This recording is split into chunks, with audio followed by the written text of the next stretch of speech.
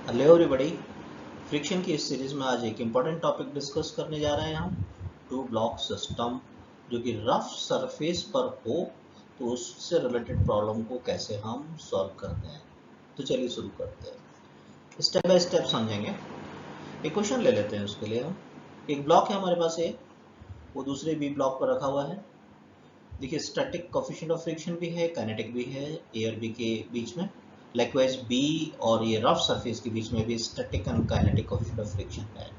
फिर एक फोर्स दिखाया गया है जो कि बी ब्लॉक जो कि लोअर ब्लॉक है उस पर अप्लाई कर रहे हैं। इसकी वैल्यू धीरे धीरे हम इंक्रीज करेंगे। अब स्टेप बाय स्टेप हम समझते हैं, इसका एक सोल्यूशन निकालते हैं, एक मेथड तैयार कर लेते हैं तो जिससे आपके लिए इजी हो जाए। फर्स्ट ऑफ ऑल हम करते क्या है कि वही सबसे पहले normal reactions, limiting frictions and possible values इसकी काइनेटिक फ्रिक्शन की उनको फाइंड कर लेंगे, which ever the type the problem. अब क्वेश्चन में देखिए अभी तक हमने कुछ पूछा नहीं है कि क्या फाइंड करना है, तो कुछ भी फाइंड करना हो लेकिन पहले ये चीजें हम फाइंड कर लें, ठीक है। तो सबसे पहले ए ब्लॉक का एपीडी देख लेते हैं। ये ए ब्लॉक बनाया हमने,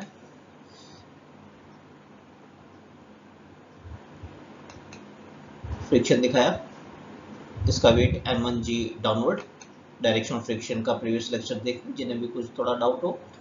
नॉर्मल रिएक्शन अपवर्ड डायरेक्शन के अंदर, फिलहाल हम कॉन्सेंट्रेट है नॉर्मल रिएक्शन पर, है ना। ये डायरेक्शन पर फिर भी हम रिवाइज कर देंगे इसी क्वेश्चन में, अगर किसी को डाउट है तो ये क्यों है कैसे है, राइट। फिलहाल हम नॉर्मल रिएक्शन फाइंड करने वाले हैं। Okay, normal reaction. अब ये देखिए इस परपेंडिकुलर टू द सरफेस तो ये बैलेंस है, तो n1 किसके बराबर होगा, m1g के बराबर होगा। तो n1 क्या हो गया, m1g। ओके, m1 का मतलब ए ब्लॉक का मास। ए ब्लॉक का मास कितना है, 10 kg। तो रख देते हैं इसको 10 मल्टीप्लाई बाई 10, तो कितना आ गया हमारे पास, 100 न्यूटन। फाइन। अब हम इस सरफेस ए और बी सरफेस के बीच में जो लिमिटिंग फ्रिक्शन हो सकता है, काइनेटिक फ्रिक्शन हो सकता है, उसकी वैल्यू निकालेंगे। लिमिटिंग फ्रिक्शन फर्स्ट का मतलब हो गया हमारा फर्स्ट के नीचे वाले सरफेस पर, राइट। तो 1 L कह दिया, L for limiting, mu S1 N1। Mu S हमें दे रखा है कितना है यहाँ पर, 0.2, वैल्यू रख देते हैं, कितना आ जाएगा 20 न्यूटन। फाइन। ओके, अब इसी तरीके से काइनेटिक फाइंड कर लेते हैं। म्यू के एन, म्यू के कितना है हमारे पास 0.1, 0.1 मल्टीप्लाई बाय 100, तो ये हमारे पास कितना आ गया 10 न्यूटन, राइट। अब इसी तरीके से बी ब्लॉक के लिए बात कर लेते हैं। बी ब्लॉक का एबिलिटी देख लेते हैं। एम जी तो डाउनवर्ड काम करता है, एन क्या होता है अपर डायरेक्शन के अंदर, राइट।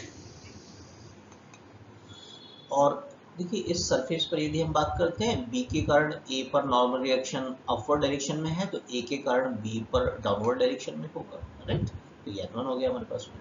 तो इसका फिर डायग्राम देख रहे हैं अपन n को फाइंड करने के लिए। हाँ, देखिए इस पर एक फोर्स अप्लाई किया हुआ है F, जो कि क्वेश्चन में दिखाया गया है आपको, राइट। फ्रिक्शन की बात कर लेते हैं, चलिए डायरेक्शन को भी बता देते हैं कैसे है। देखिए ये बी ब्लॉक का अपर सरफेस ए के रेस्पेक्ट में फॉरवर्ड डायरेक्शन में जाना चाहेगा इस फोर्स के कारण। तो इस सरफेस के रिलेटिव मोशन को अपोज करने के लिए इस पर बैकवर्ड डायरेक्शनल फ्रिक्शन काम करने वाला है, F1 कह दिया हमने, गेटिंग। ओके, लोअर सरफेस भी देखिए फॉरवर्ड डायरेक्शन में जाना चाहेगा, किसके, ग्राउंड के रेस्पेक्ट में, तो फ्रिक्शन क्या होगा बैकवर्ड डायरेक्शन में, राइट। रिलेटिव मोशन को अपोज करता है फ्रिक्शन। और डायरेक्शन से रिलेटेड फ्रिक्शन का डायरेक्शन कैसे फाइंड करते हैं, अगर बहुत ज़्यादा रिवीजन करना है, बहुत सारी एक्सरसाइज करना है, तो इसका जस्ट प्रीवियस लेक्चर है, उसको एक बार और देख लें, राइट। चलिए अब n2 फाइंड करना है।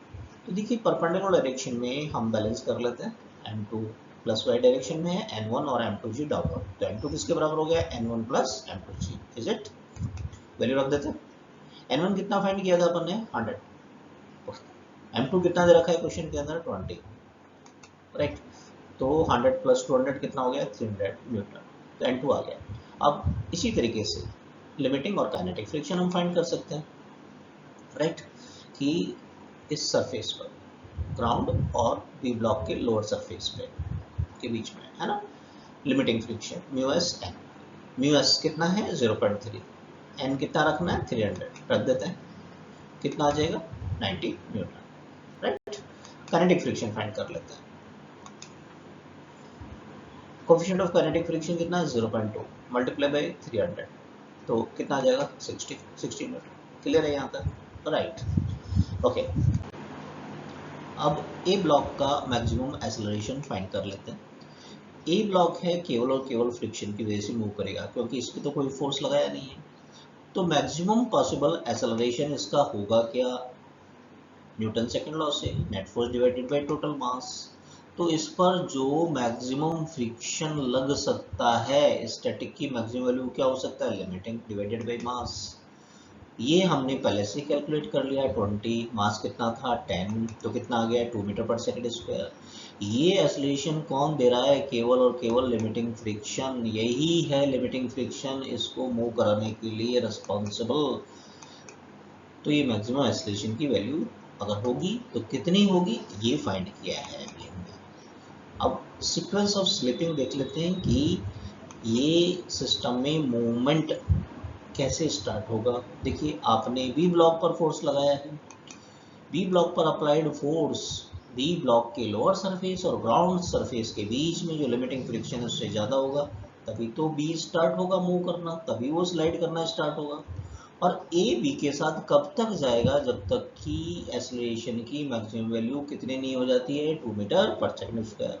देयर आफ्टर उसके बाद में ए और बी डिफरेंट एक्सेलरेशन से मूव करेंगे, तो हम कहते हैं एक दूसरे पे स्लिप होंगे या एक दूसरे पर स्लाइड होंगे। क्लियर है इतनी बात? तो चलिए, अब इस पे क्या क्या पूछा जा सकता है और उसके आंसर कैसे करेंगे वो सीख लेते हैं। फर्स्ट पार्ट है इस क्वेश्चन का, find the maximum value of applied force so that no motion occur, यानी कोई मोशन ही नहीं हो। तो ये हमारे पास सिस्टम क्वेश्चन ये कह रहा है कि ये सिस्टम इस ग्राउंड पर मूवमेंट नहीं करे। तो भाई अगर ये F2 जो हमने यहाँ पर दिखाया है, इस लिमिटिंग फ्रिक्शन की वैल्यू अप्लाइड फोर्स से, ध्यान दीजिए, ज़्यादा होगी तो मूव नहीं करेगा। राइट, लिमिटिंग फ्रिक्शन यानी मैक्सिमम स्टैटिक फ्रिक्शन की वैल्यू, ध्यान दीजिएगा, इससे अगर कम रह गया तो ये मूव नहीं करेगा, वी नो वेरी वेल। और ये कितना था हमने कैलकुलेट कर रखा है कि इस लिमिटिंग फ्रिक्शन की मैक्सिमम वैल्यू कितनी है 90 न्यूटन, है ना। तो हम कह सकते हैं कि मैक्सिमम वैल्यू एफ की क्या हो सकती है 90 न्यूटन। राइट, तब तक तो ये सिस्टम हमारा मूवमेंट नहीं करेगा। Second part of the problem, find maximum F so that A does not slide on B, यानी ए बी पर स्लाइड नहीं करे, मीनिंग यानी एक साथ ही रहे, एज ए सिस्टम ही रहे, ए वाला बी से अलग, इस पर स्लिप नहीं हो, इसके साथ ही रहे। अगर बी मूव भी करता है कोई इश्यू नहीं है, लेकिन वो ए बी के साथ साथ ही स्लाइड करे, ये पूछा जा रहा है। तो ए का मोशन तो केवल और केवल किसकी वजह से होता था, लिमिटिंग फ्रिक्शन की वजह से होता था, है ना। तो इसको ऐसे एक बॉडी हम ट्रीट कर लेते हैं, ध्यान दीजिए। तो एफ फोर्स तो आगे की तरफ काम कर रहा है। अगर ये मूव करता है पूरा सिस्टम, ए और बी एज ए सिस्टम ले लिया, ए प्लस बी मान लीजिए, और ये पूरा सिस्टम मूव कर रहा है ग्राउंड के ऊपर, तो यहाँ काइनेटिक फ्रिक्शन काम करेगा, पीछे की तरफ ये फोर्स काम करेगा F2 के, पूरे सिस्टम का मास मल्टीप्लाई बाय एक्सेलरेशन। क्लियर है? F2K की वैल्यू हमने पहले कैलकुलेट कर ली, क्वेश्चन में क्या पूछा जा रहा है वो बात की बात है, पहले से कैलकुलेट कर लेते हैं हम लिमिटिंग और काइनेटिक नॉर्मल रिएक्शन की कैलकुलेशन से। राइट, M1 M2 हमें गिवन है 10 एंड 20, और इसकी मैक्सिमम वैल्यू, क्योंकि हमने ये पहले से देख लिया कि ए बी के साथ साथ रहेगा जब तक कि इसका मैक्सिमम एक्सेलरेशन कितना हो सकता है 2 मीटर पर सेकंड स्क्वायर। That's it. तो एफ की कैलकुलेशन कर लें, ये 10 प्लस 20 कितना हो गया 30, मल्टीप्लाई बाई 2 कितना हो गया 60, तो एफ कितना हो गया 120 न्यूटन, यानी एफ की मैक्सिमम वैल्यू 120 न्यूटन तक होगी, तब तक ए बी पर स्लाइड नहीं करेगा। क्लियर है? Next part of the question, if f is increased beyond the value obtained in the part b, b में कितना 120 न्यूटन, उससे ज्यादा बढ़ाते हैं, तो what are the acceleration of the both the blocks, तो हमने कहा था उससे ज्यादा हो गया तो a b पर स्लाइड करेगा, मींस a और b दोनों का एक्सेलरेशन अलग अलग होगा। राइट, f को 120 न्यूटन से ज्यादा बढ़ा देंगे तो होगा क्या, दोनों as a separate blocks movement करेंगे, है ना। राइट, और अगर मूवमेंट कर रहे हैं तो ए और बी के बीच में काइनेटिक फ्रिक्शन होगा, फिर वो कितना हो जाएगा 10 न्यूटन। राइट, चलिए देखते हैं। तो अप्लाइड फोर्स यदि 120 न्यूटन से ज़्यादा होता है तो ए और बी सेपरेटली मूवमेंट करेंगे। सेपरेटली बोले तो अलग अलग एक्सेलरेशन से, तो दोनों का एक्सेलरेशन फाइंड करते हैं कि 120 न्यूटन से ज़्यादा अप्लाइड फोर्स है तो एक्सेलरेशन क्या होगा। सबसे पहले एफबीडी देख लेते हैं ए का। ए का मूवमेंट तो केवल और केवल फ्रिक्शन की वजह से है, मूव कर रहा है दोनों से। बात यही हो रही है कि 120 न्यूटन से ज़्यादा लगाया तो दोनों स्लाइड करेंगे, दोनों मूव करेंगे तो फ्रिक्शन कौन सा होता है, काइनेटिक। इस बार ए ब्लॉक को मूव कराने के लिए who is responsible, only the kinetic friction, है ना। तो मान लेते हैं इसका एक्सेलरेशन a1 है, तो वो तो न्यूटन सेकंड लॉ लगा देंगे, net force divided by mass. Force क्या है, kinetic friction divided by m1। Kinetic friction हमने पहले से कैलकुलेट करके रखी हुई है सारी वैल्यू, कितना 10 और ब्लॉक का मास कितना है 10, तो a1 कितना आ गया 1 मीटर पर सेकंड स्क्वायर, राइट। अब इसी तरीके से बी की बात कर लेते हैं। बी का फिर बड़ा क्रम देखें। बी पर आपने एक फोर्स अप्लाई किया है, राइट। ग्राउंड के रेस्पेक्ट में इसका लोअर सरफेस, देखिए हम डायरेक्शन ऑफ फ्रिक्शन को रिवाइज कर रहे हैं कि क्यों बैकवर्ड डायरेक्शन में ये काम कर रही है आपकी, राइट। आपने बी ब्लॉक पर फॉरवर्ड डायरेक्शन में फोर्स लगाया तो ग्राउंड के रेस्पेक्ट में इसका लोअर सरफेस फॉरवर्ड डायरेक्शन में जा रहा है, तो बैकवर्ड डायरेक्शन में फ्रिक्शन काम कर रहा है, रेजिस्ट करता है, अपोज करता है रिलेटिव मोशन को। ए पर कोई फोर्स नहीं लगाया, तो बी का upper surface B forward direction में जा रहा है, तो इस सरफेस के रिलेटिव मोशन को अपोज करने के लिए ए और बी का जो कॉन्टैक्ट सरफेस है बी के अपर सरफेस पर बैकवर्ड डायरेक्शन में ही फ्रिक्शन लगाएगा, राइट। मान लेते हैं A2 है, राइट। ओके, तो अब एक्सेलरेशन फाइंड करें, नेट फोर्स, ये अप्लाइड फोर्स हो गया ड्राइविंग और ये अपोजिंग फोर्स हो गए दोनों, F माइनस दोनों काइनेटिक फ्रिक्शन माइनस कर दिया डिवाइडेड बाई बी का मास m2, क्लियर। F की टर्म में ही चाहिए हमको, तो F की वैल्यू नहीं रखेंगे हम यहाँ पर, ये दोनों वैल्यू हमें पता है 10 एंड 60 एंड दिस इज 20, तो हमारे पास एक इक्वेशन आ जाएगा F की टर्म्स में, F minus 70 divided by 20, clear है। ओके, ये बी पार्ट था। C part, if F is increased according to the law F equal to 10t, अभी तो F की टर्म्स में, अब बोलेगी F ये टाइम डिपेंडेंट फोर्स हो, फंक्शन क्या है 10t, तो A और T कर्व प्लॉट कीजिए, राइट। तो अब डिफरेंट टाइम इंस्टेंट पर हमें एक्सेलरेशन की वैल्यू पहले फाइंड कर लेनी चाहिए और उसके बाद में A और T कर्व हम फाइंड करेंगे। तो हम क्या कर रहे हैं, different time instant time intervals के बीच में एक्सेलरेशन की वैल्यू फाइंड कर लेते हैं। चलिए डिफरेंट टाइम स्लॉट्स में हम एक्सेलरेशन फाइंड कर लेते हैं। फर्स्ट ऑफ ऑल अब ले लेते हैं कि अप्लाइड फोर्स 90 न्यूटन से कम हो। अभी 90 का फिगर कहाँ से आया, बी ब्लॉक और ग्राउंड के बीच में जो लिमिटिंग फ्रिक्शन था वो हमने कैलकुलेट किया था 90 न्यूटन। तो आप देख सकते हैं जब तक हम लिमिटिंग फ्रिक्शन से ज़्यादा नहीं ड्राइविंग फोर्स अप्लाई करेंगे तब तक तो ब्लॉक मूवमेंट ही नहीं करेगा, बी नहीं करेगा तो ये भी नहीं करेगा, गेटिंग। टाइम इंटरवल की बात करें हम तो 10t हो गया 90, तो 10 0 से 0 कैंसिल कर दें तो टाइम क्या हो गया 9 सेकेंड से कम की बात हो रही है यहाँ पर, यानी 0 से 9 सेकेंड, राइट। 0 से 9 सेकेंड तक ए और बी मूवमेंट नहीं करेंगे, ऐसे केस में एक्सेलरेशन कितना होगा 0, A1 और A2 दोनों का 0, राइट। चलिए अब फोर्स को 90 न्यूटन से ज़्यादा और 120 से कम ले लेते हैं।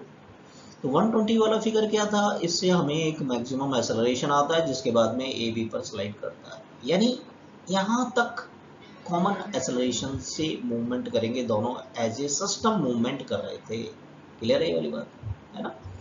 तो ये तो हो गया आपका 9 सेकेंड और इससे कितना आ जाएगा 12 सेकेंड, राइट। ऐसे केस में both the blocks move together, दोनों एज ए सिस्टम मूवमेंट करेंगे, है ना, राइट। तो टाइम स्लॉट हो गया 9 सेकेंड से 12 सेकेंड के बीच में, right, as a system movement करेंगे ये, ओके। एक्सेलरेशन ले लेते हैं, सिस्टम मूवमेंट करेंगे दोनों का एक्सेलरेशन बराबर ही होगा, net force divided by mass. F क्या है 10t, 10t ये काइनेटिक फ्रिक्शन F2 वाला काइनेटिक फ्रिक्शन, F2 मतलब B का लोअर सरफेस और ग्राउंड के बीच में काइनेटिक फ्रिक्शन, वो कैलकुलेट किया था हमने, कितना था 60। अब एज ए सिस्टम मूवमेंट करें तो A प्लस B का टोटल मास कितना हो गया 30, क्लियर है। 0 से 0 कैंसिल तो 1/3 आ गया, ये आ गया, तो A1 और A2 टाइम डिपेंडेंट इक्वेशन हो गया 1/3 t माइनस 2, क्लियर है यहाँ तक। लेकिन अब 120 न्यूटन से ज़्यादा लगा दिया तो A B पर स्लाइड करता है, देखा था हमने, करके देखते हैं। 120 न्यूटन से ज़्यादा, ऐसे केस में both the blocks move with the different acceleration, right. इसमें हो गया कि टाइम 12 सेकंड से ज़्यादा है उस केस में। अब दोनों डिफरेंट एक्सेलरेशन मूव करेंगे तो दोनों को अलग अलग बना लेते हैं हम, है? पहले ए का फ्री बॉडी डायग्राम बनाए। ए को मूव कराने के लिए हु इज रेस्पॉन्सिबल, केवल और केवल काइनेटिक फ्रिक्शन। देखिए ये डायरेक्शन दोबारा से रिवाइज कर लेते हैं, कोई दिक्कत नहीं है। बी का अपर सरफेस फॉरवर्ड डायरेक्शन में जाएगा, राइट? तो इस पर जो फ्रिक्शन होगा बैकवर्ड डायरेक्शन होगा, है ना? कॉन्टैक्ट सरफेस पर इक्वल एंड अपोजिट डायरेक्शन में होते हैं, है ना? तो ए पर फॉरवर्ड डायरेक्शन हो गया kinetic friction, force divided by mass. ये हमने वैल्यू कैलकुलेट कर रखी है, कितना था 10 तो कितना हो गया 1 मीटर पर सेकेंड स्क्वायर। अब बात कर लेते हैं बी ब्लॉक की। बी ब्लॉक पर ये सिनेरियो था, एफ फॉरवर्ड डायरेक्शन में और अपर सरफेस और लोअर सरफेस पे बैकवर्ड डायरेक्शन में काइनेटिक फ्रिक्शंस काम कर रहे हैं। Net force divided by F minus F1K plus F2K, दोनों की वैल्यू कैलकुलेटेड है।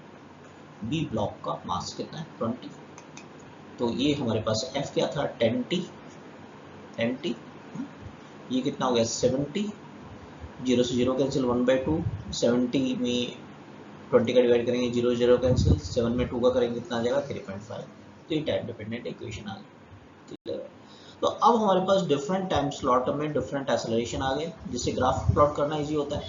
तो इनको एक बार दोबारा से टाइम और एक्सेलरेशन की एक टेबल बना लेते हैं अपन।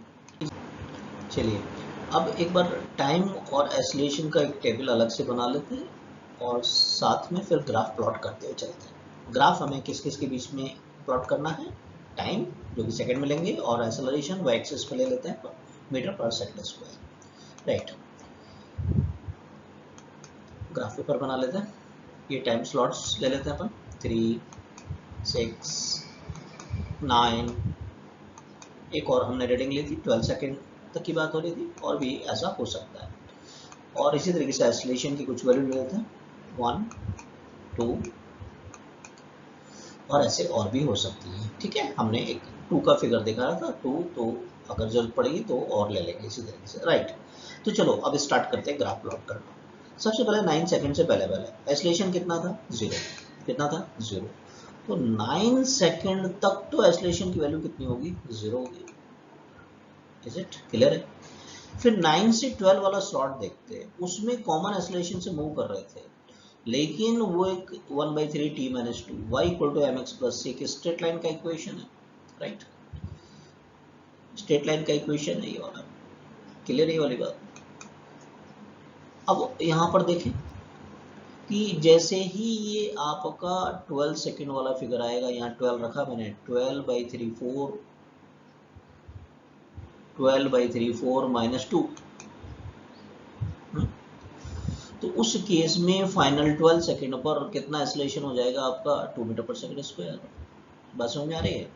और इन केस ये 9 से बात करते हैं अपन, तो यहाँ 9 रखा तो 9/3 कितना होगा 3 - 2 या 1, तो यानी स्ट्रेट लाइन होगी 1 मीटर पर सेकंड स्क्वायर एक्सेलरेशन से 2 मीटर पर सेकंड स्क्वायर एक्सेलरेशन के बीच में, राइट? और कुछ स्लोप होगा, पॉजिटिव स्लोप है 1/3, क्लियर है यहाँ तक? फाइन, ये इक्वेशन को हमने यहाँ पर पुट कर दिया कि इस इक्वेशन को फॉलो कर रही है, राइट? अब t 12 सेकंड से ज्यादा है, उस केस में दोनों ब्लॉक अलग अलग एक्सेलरेशन मूवमेंट कर रहे थे। a1 था 1 मीटर पर सेकंड स्क्वायर से, राइट? 1 मीटर पर सेकंड 12 के बाद में 1 मीटर पर सेकंड स्क्वायर से, तो ये पर्पल लाइन हमने बनाई है a1 के लिए, राइट? कि फर्स्ट वाला ये ब्लॉक है 1 मीटर पर सेकंड। बी वाला ब्लॉक एक टाइम डिपेंडेंट इक्वेशन को फॉलो कर रहा था एक्सेलरेशन के मामले में, पॉजिटिव स्लोप है इसका फिर से।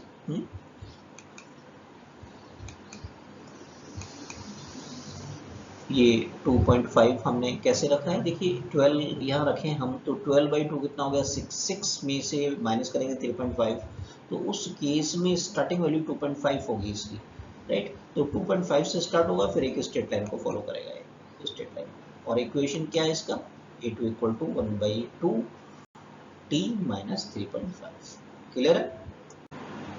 अब डबल ब्लॉक की ही एक और प्रॉब्लम लेते हैं, पूरा प्रोसीजर को रिवाइज करते हैं जिससे मास्टरी हो जाएगी। पिछली क्वेश्चन में हमने बी ब्लॉक पर फोर्स अप्लाई किया था, इस बार ए पर अप्लाई करेंगे, और ये जो हमारा ग्राउंड सरफेस है ये भी एक रफ सरफेस है, वैल्यूज हमें गिवन है, राइट? तो सबसे पहले हमने क्या बताया था, सारी नॉर्मल रिएक्शन निकालिए, लिमिटिंग फ्रिक्शन निकालिए, काइनेटिक फ्रिक्शन, राइट। तो स्टार्ट करते हैं। सबसे पहले ए का एफबीडी देख लेते हैं, राइट। ए पर फॉरवर्ड डायरेक्शन फोर्स लगाया अनडाउटली, कोई इशू नहीं है। अब देखिए इस फोर्स की वजह से ए का लोअर सरफेस फॉरवर्ड डायरेक्शन में जाना चाहेगा, तो ये इसको अपोज करेगा, तो इसलिए फ्रिक्शन का डायरेक्शन अपोजिट दिखा दिया है। क्लियर है। mg downward, normal reaction upward, n1 क्या हो गया, m1g के बराबर, राइट। ये वैल्यूज रख देते हैं, m1 कितना 10, gp 10, तो कितना हो गया हमारे पास 100। क्लियर है यहाँ तक। अब हम लिमिटिंग फ्रिक्शन और काइनेटिक फ्रिक्शन की वैल्यू कोफिशिएंट ऑफ फ्रिक्शन से कैलकुलेट कर लेते हैं। Limiting friction mu S N होता है, म्यू एस 0.6 है इस बार, ये 100, तो कितना हो जाएगा 60 न्यूटन। क्लियर। काइनेटिक भी फाइंड कर लेते हैं, कोफिशिएंट ऑफ काइनेटिक फ्रिक्शन कितना है 0.5, तो रख देते हैं 0.5 मल्टीप्लाई 100, कितना हो जाएगा 50 न्यूटन। क्लियर है। अब इसी तरीके से बी के लिए वैल्यूज निकाल लेते हैं। ये वैल्यू पहले ही निकालना है, क्वेश्चन में हमने कुछ नहीं पुट किया है कि क्या चीज फाइंड करनी है, क्या चीज अननोन है, वो बात की बात है। पहले सबसे पहले ये कैलकुलेशन। अभी ब्लॉक के लिए इसका फिर बड़ा डायग्राम देखते हैं। mg डाउनवर्ड, m2g कह दिया हमने इसको, नॉर्मल रिएक्शन ग्राउंड की वजह से अपवर्ड, और रेड ब्लॉक के लोअर सरफेस भी इस पर एक रिएक्शन कॉन्टैक्ट फोर्स अप्लाई करेगा, क्योंकि डाउनवर्ड हो जाएगा n1, है ना, मैग्नीट्यूड में इस n1 के बराबर होगा। फाइन। और फ्रिक्शन की बात करें ना, तो देखिए कॉन्टैक्ट सरफेस पर जो फ्रिक्शन होता है वो एक दूसरे के एंटी पैरेलल होता है। एक में पता लग जाए, ये इंपॉर्टेंट टिप है, ट्रिक है, ध्यान रखिएगा। तो ज़्यादा दिमाग नहीं लगाने की जरूरत पड़ेगी कि ये F1 जो मैंने दिखाया है रेड ब्लॉक पर बैकवर्ड डायरेक्शन में है, तो इस पर क्या होगा, फॉरवर्ड डायरेक्शन में होगा। सिंपल टेक्निकल, किसी भी क्वेश्चन में क्रॉस चेक करके देखिएगा, है ना। कॉन्टैक्ट सरफेस पर जो फ्रिक्शंस होते हैं वो एंटी पैरेलल होते हैं, equal and anti parallel. Simple सी बात याद रखिए, राइट। ओके, तो ये F1 हो गया, equal and opposite, equal and opposite. Fine. और ग्राउंड लेवल पर बात करते हैं यदि अपन, तो देखिए अगर ये मूवमेंट करता है फॉरवर्ड डायरेक्शन, तो इसका लोअर सरफेस बी का लोअर सरफेस फॉरवर्ड जाएगा, तो इस पर फ्रिक्शन बैकवर्ड डायरेक्शन होगा, क्योंकि वो अपोज करता है। फाइन। ओके, चलिए वाई डायरेक्शन में इक्विलिब्रियम देख लेते हैं। n2 n1 प्लस m2g के बराबर वैल्यू रखते हैं। n1 तो हमने कैलकुलेट किया था, कितना था 100, ब्लॉक का मास इस बार 10 ही है, 10 इंटू 10, तो कितना हो गया 100 प्लस 100 कितना हो गया 200। क्लियर। अब इस लोअर सरफेस पर हम limiting and kinetic friction calculate कर लेते हैं। म्यू एस कितना है 0.2 रख देते हैं, मल्टीप्लाई में कितना आ जाएगा 40 न्यूटन। ऐसे kinetic friction, kinetic coefficient of kinetic friction कितना है 0.1 रख देते हैं, कितना आ जाएगा 20 न्यूटन। क्लियर है यहाँ तक, राइट। अब v का मैक्सिमम पॉसिबल एक्सेलरेशन की बात करेंगे, क्योंकि v का मूवमेंट केवल और केवल किसकी वजह से होगा भैया, फ्रिक्शन की वजह से, है ना, फ्रिक्शन की वजह से। तो मैक्सिमम पॉसिबल जो एक्सेलरेशन इसका होगा, किसका, बी ब्लॉक का, सेकंड का, वो केवल और केवल फ्रिक्शंस की वजह से होगा। Net force divided by mass, Newton second law लगाइए। F1 फॉरवर्ड डायरेक्शन में, F2 बैकवर्ड डायरेक्शन में। देखिए इसमें F1 फॉरवर्ड, F2 क्या है बैकवर्ड डायरेक्शन में, तो क्या हो गया, मैक्सिमम की बात हो रही है ना। तो जैसे ये लिमिटिंग फ्रिक्शन को क्रॉस करेगा उसी समय पे मैक्सिमम होगा, तो F1L माइनस F2K कर दिया, है ना। मूव करेगा, स्लाइड कर रहा है ये, तो ये काइनेटिक ले लिया हमने। ये वैल्यू हमने पहले से कैलकुलेट की, 60 माइनस 20, मास तो 10 है इसका, ये 40 डिवाइडेड बाय 10 कितना आ गया है 4 मीटर पर सेकंड स्क्वायर। क्लियर है। अब सीक्वेंस ऑफ स्लिपिंग देख लेते हैं कि F2L यानी सेकेंड ब्लॉक का जो लिमिटिंग फ्रिक्शन है, ध्यान दीजिएगा, ये वाला मूवमेंट F1L से कम होगा, यानी F1L ज़्यादा होगा। इसको मूव कराने के लिए कौन रिस्पॉन्सिबल है, केवल ये F1L। F1L ज़्यादा होगा तभी ब्लॉक भी स्टार्ट करेगा स्लिप होना ग्राउंड पर पहले, तो ये सब क्लियर है। अपने साथ साथ ए बी को भी लेकर जाएगा, दोनों जा रहे हैं साथ में, बी स्लाइड कर रहा है तो ए भी इस पर मूव करेगा ही करेगा अनडाउटली। कब तक साथ में रहेंगे, कांटेक्ट में रहेंगे, लिमिटिंग फ्रिक्शन से कैलकुलेट की थी वाली वैल्यू, जब तक कि मैक्सिमम एक्सीलरेशन कितना नहीं पहुंच जाता है 4 मीटर पर सेकंड स्क्वायर। क्लियर? उसके बाद में ए ब्लॉक बी पर स्लिप होगा, स्लाइड करेगा, लेकिन कब तक ये एज ए सिस्टम मूवमेंट करेंगे 4 मीटर पर सेकंड स्क्वायर तक। क्लियर है? अब इसमें फर्स्ट पार्ट पूछते हैं, find maximum value of F so that none of the block move, कोई सा भी ब्लॉक मूव नहीं करे उसके लिए इसकी मैक्सिमम वैल्यू क्या होगी, एफ की मैक्सिमम वैल्यू क्या होगी। देखिए कोई सा भी ब्लॉक मूवमेंट नहीं करे, एफ की वैल्यू इस लिमिटिंग फ्रिक्शन से कम रह जाए, क्योंकि आगे की तरफ स्लाइड करने के लिए ज़रूरी है कि ये लिमिटिंग फ्रिक्शन से ज़्यादा लगना चाहिए एज ए सिस्टम यदि हम बात करते हैं। और ये लिमिटिंग फ्रिक्शन कितना था 40 न्यूटन, तो मैक्सिमम वैल्यू ऑफ एफ की कितनी हो सकती है 40 न्यूटन। 40 न्यूटन तक आप अप्लाई करते हैं 0 से 40 न्यूटन तक, तो ये वाला सिस्टम मूवमेंट नहीं करेगा, सिस्टम मूवमेंट नहीं करेगा तो कोई भी ब्लॉक मूवमेंट नहीं करेगा। क्लियर है? बी पार्ट, चलिए इससे बढ़ाते हैं अपन, F increase beyond the value of 10 in the part A, right. What is the acceleration of the block, F की टर्म्स में, जैसे प्रीवियस क्वेश्चन में हमने देखा था, जब हम 40 न्यूटन से इंक्रीज करते हैं तो उस केस में ए ब्लॉक स्लाइड करना स्टार्ट करता है और फ्रिक्शन ए और बी के बीच का काइनेटिक हो जाएगा, उस केस में कितना हो जाएगा 50 न्यूटन हो जाएगा। बोथ ब्लॉक अलग अलग एक्सेलरेशन से मूवमेंट करेंगे, है ना, तो इनको एज ए सेपरेट बॉडीज हम ट्रीट करेंगे ऐसे केस में। चलिए करके देखते हैं। एफडी बनाते हैं ए ब्लॉक का, राइट। ए ब्लॉक पर तो फोर्स भी अप्लाई किया है, काइनेटिक फ्रिक्शन लोअर सरफेस पे बैकवर्ड डायरेक्शन में है, net force divided by mass, driving force minus F1 की वैल्यू रख लेते हैं। एफ की टर्म में बात करना है, ये हमने वैल्यू कैलकुलेट कर रखी है 50, दिस इज 10, राइट। चलिए इसी तरीके से बी की बात कर लेते हैं। बी पर इस बार फोर्स नहीं लगाया था, तो बी का मूवमेंट केवल और केवल किसकी वजह से होगा, फ्रिक्शन की वजह से। अब बात हो रही है ये स्लाइड कर रहे हैं, तो फिर कौन सा फ्रिक्शन होगा, काइनेटिक, है ना, right. Net force divided by mass, F1 के फॉरवर्ड है, F2 के बैकवर्ड है, दोनों वैल्यू कैलकुलेटेड है ऑलरेडी, रख दी वैल्यू, कितना आ गया 50 माइनस 20 30 डिवाइडेड बाय 10, तो ए की वैल्यू कितना आ गया 3 मीटर पर सेकंड स्क्वायर। क्लियर है यहाँ तक? फाइन।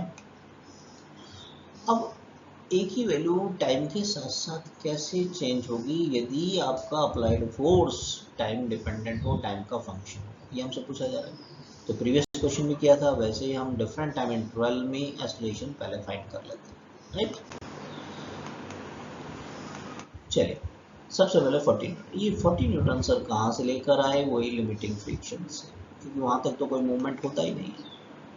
तो 10t अगर 40 के बराबर है तो 0 0 कैंसिल, तो यानी हम 4 सेकंड से टाइम कम है, 0 से 4 सेकंड के बीच में कोई मूवमेंट नहीं होगा, कोई ब्लॉक मूवमेंट नहीं करेगा, तो एक्सेलरेशन कितना होगा 0, राइट। चलिए बढ़ाते हैं, 100 न्यूटन से ऊपर पर वो एक दूसरे से सेपरेट होते हैं, लेकिन यहाँ तक तो वो एज ए सिस्टम मूवमेंट करते हैं। ये फाइंड किया था, मैक्सिमम एक्सेलरेशन फाइंड किया था, राइट। तो यहाँ देखिए इसको हम इक्वेट कर दें 10t से, तो 4 और ये 10 सेकंड, तो 4 से 10 सेकंड के बीच में दोनों एज ए सिस्टम मूवमेंट करेंगे। फोर्स ये इसको अपोज करेगा, एज ए सिस्टम है ये, तो मान लीजिए यहाँ एक फेविकॉल लगा दिया आपने, बाइंड कर दिया इनको, राइट।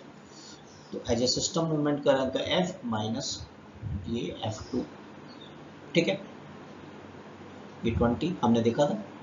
अब इस बार ये काइनेटिक हो गया है, ये हमने कैलकुलेशन कर रखी है, एज ए सिस्टम लिया है, इसका भी मास 10 था, 10 तो ये मास कितना गया 20, तो टाइम डिपेंडेंट इक्वेशन आ गया एक्सेलरेशन, लेकिन दोनों एज ए सिस्टम मूव कर रहे हैं, दोनों का एक्सेलरेशन इक्वल होगा, लेकिन इससे ज़्यादा आपने कर दिया तो उस केस में दोनों ऑब्जेक्ट सेपरेटली मूवमेंट करेंगे, सेपरेटली आई मीन टू से सेपरेट एक्सेलरेशन के साथ में स्लाइड करेंगे, राइट। ये सिनेरियो कब आएगा आपका 10t इक्वल टू 100 तो टी क्या हो गया 10, तो यानी कि टाइम की वैल्यू 10 सेकंड से ज़्यादा होगी तब, है ना। एक एक को देख लेते हैं, एक ही बात कर लेते हैं। ए पर फॉरवर्ड डायरेक्शन में फोर्स लगाया आपने, और बात हो रही है मूवमेंट की, राइट। तो काइनेटिक फ्रिक्शन हो गया बैकवर्ड डायरेक्शन में, तो acceleration F minus F one की net force divided by mass. Time dependent है फोर्स हमारा 10t, ये हमने कैलकुलेट कर रखा है 50, 0 0 कैंसिल तो t माइनस 5, ये इक्वेशन आएगा। सेकंड की बात करते हैं, बी की। मूव कर रहा है 1k f1k फॉरवर्ड, ये बैकवर्ड डायरेक्शन में आपके पास में, net force divided by mass, दोनों वैल्यूज आपके पास है, कितना आ गया 3 मीटर पर सेकंड स्क्वायर। अब इनको समराइज कर लेते हैं तो कर्व बनाना आसान होगा। ये टाइम और एक्सेलरेशन का अलग ले लेते हैं स्लॉट, और फटाफट से अपन बनाते हैं कर्व, राइट। किस किस के बीच में बनाना है, टाइम और एक्सेलरेशन, तो अब इसी पे कॉन्सेंट्रेट करेंगे, राइट। कुछ टाइम इंटरवल्स ले लेते हैं अपन, 4 और 8 12, है ना, और ऐसा हो सकता है जो हमने लिए थे अभी। कुछ एक्सेलरेशन की वैल्यू ले ली यहाँ पर 1 3 5 एसेट्रा। ओके, अब सबसे पहले बात करते हैं 4 सेकंड से पहले 4 सेकंड से पहले तो हमने देखा था कि बी ब्लॉक के लोअर सरफेस की लिमिटिंग फ्रिक्शन से, ध्यान दीजिएगा, ज़्यादा नहीं था, इसलिए वो मूवमेंट नहीं कर रहा था। एक्सेलरेशन कितना था सिस्टम का, 0, राइट। तो 4 सेकंड तक तो सिस्टम का एक्सेलरेशन कितना हुआ, 0। ये लाइन हमने बिल्कुल टाइम एक्सिस पे बना दी है। फिर 4 से 10 के बीच में बात कर लेते हैं। 4 से उसमें क्या था, मूव तो कर रहा था लेकिन एज ए सिस्टम मूव कर रहा था, दोनों सेम एक्सेलरेशन से मूवमेंट करते हैं, यस और नो, 1/2। अब ये तो स्ट्रेट लाइन का इक्वेशन हो गया, यस और नो। यदि मैंने यहाँ 4 रखा, देखिए 4/2 4 रखा यहाँ, तो 2 - 1 1 हो जाएगा उस केस में, यहाँ से कहानी स्टार्ट हो गई। और 10 सेकंड यहाँ कहीं बीच के अंदर होगा आपके पास में। चलिए उसको एक बार बना लेते हैं अपन। ये 10 वाला होगा आपका, और इस पर ये कैसा है, ये 10 रख के देखो जरा, टी की जगह 10/2 कितना आ गया, 10/2 कितना आ गया, 5 - 1, उस समय एक्सेलरेशन कितना हो जाएगा, 4, तो एक पार्टी आ गया मेरे पास, राइट। और 4 पे क्या था, 4/2, 2 - 1 कितना आ गया, 1, तो ये 1 से स्टार्ट होगा, यहाँ तक जाएगा, एक स्ट्रेट लाइन होगी। तो पहले तो ये 1 से स्टार्ट कर लेते हैं अपन, और ये, और इस इक्वेशन को ये फॉलो करेगा, राइट। इक्वेशन को फॉलो करेगा। ये इक्वेशन किसका है, इस स्ट्रेट लाइन का, ये बता देते हैं इसका है, राइट। 10 सेकंड के बाद में, बियॉन्ड द 10 सेकंड बात करते हैं तो दोनों सेपरेटली मूवमेंट कर रहे थे। फर्स्ट की बात करें तो हमने देखा था t - 5, अगेन स्ट्रेट लाइन का इक्वेशन है, राइट। स्ट्रेट लाइन का इक्वेशन है, तो ये t - 5 है आपका स्ट्रेट लाइन का इक्वेशन मैंने बनाया, beyond the 10 second, beyond the 10 second, right. Slope है यहाँ पर देखिए 1, तो थीटा होगा 45 डिग्री, तो ये अप्रॉक्स 45 डिग्री के एंगल पे बनाई एक straight line beyond the 10 second पर। इक्वेशन फॉलो कर रहा है t - 5, और सेकंड जो है 10 सेकंड के बाद में 3 मीटर पर सेकंड स्क्वायर से, उसका एक्सेलरेशन ये 3 मीटर पर सेकंड स्क्वायर होगा, क्लियर है। तो आज हमने देखा कि डबल ब्लॉक्स रफ सरफेस पे जो रखे रहते हैं उनसे रिलेटेड फ्रिक्शन को कैसे टैकल करते हैं। इसको दोबारा से पूरे वीडियो को रिवाइज कीजिएगा, पॉज करके कॉपी में करके देखिएगा, मास्टरी हो जाएगी, क्योंकि दोनों तरह के क्वेश्चन हमने ले लिए। स्टेप बाय स्टेप हम चल रहे हैं। नेक्स्ट लेक्चर में हम रफ पे नहीं स्मूथ सरफेस पे रखेंगे, इसमें बच्चों को बहुत प्रॉब्लम आती है। डबल ब्लॉक की बात करेंगे, 2 ब्लॉक सिस्टम की। थैंक यू फॉर वॉचिंग, मिलते हैं नेक्स्ट लेक्चर।